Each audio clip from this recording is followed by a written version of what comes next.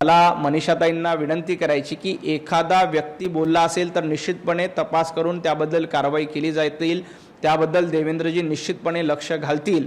परंतु महिलांबद्दल मतभेद करणं किंवा महिलांचा द्वेष करणं हे भारतीय जनता पार्टी किंवा महायुती सरकारचं कधीही धोरण नव्हतं। उलट महिलांना सन्मानानं स्थान देण्याचं काम हे देवेंद्रजी फडणवीसांनी केलं। पंतप्रधान नरेंद्र मोदीजी आता लोकसभेमध्ये आणि विधानसभेमध्ये 33% महिला आरक्षण मिळावं यासाठी प्रयत्नशील आहेत। त्यामुळे नारी शक्तीला वंदन करणं हेच आमचं धोरण आहे। अमेरिकेचे उपाध्यक्ष JD व्हान्स पाकिस्तानात दाखल। इस्लामाबादमध्ये पाकिस्तानचे लष्कर प्रमुख मुनीर यांच्याकडून स्वागत। इराण अमेरिकेची इस्लामाबादेत शांती वार्ता।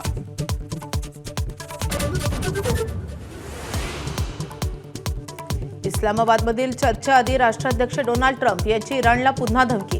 केवळ या चर्चेसाठी इराणचं उरलं अस्तित्व, कोणत्याही परिस्थितीत हॉर्मुझ सुरू करावं लागणार, ट्रम्प यांचा इशारा।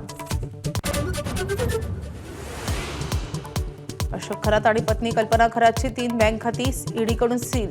सूत्रांची माहिती, ईडी आणि आयकर विभागाची भीती दाखवून फसवणूक केल्याची शक्यता। मनी लॉन्ड्रिंग प्रकरणी ईडीकडून गुन्हा दाखल। अतिरिक्त मुख्य सचिव मनीषा म्हैसकरांचा महायुती सरकारवर गंभीर आरोप। माझा विभाग चालवायला महिला नको असं सांगत मला डावललं।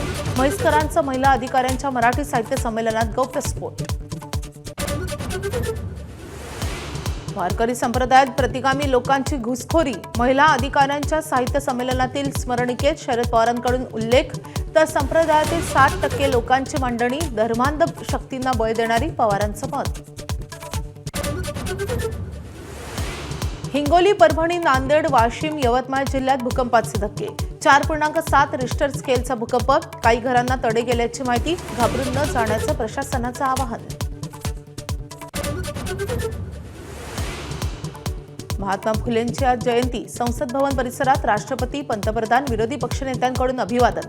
अभिवादनानंतर पंतप्रधान मोदी आणि राहुल गांधींची चर्चा।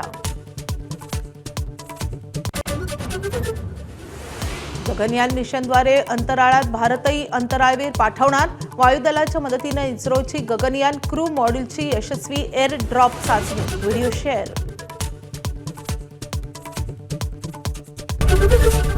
एबीपी माझा, उघडा डोळे बघा नीट।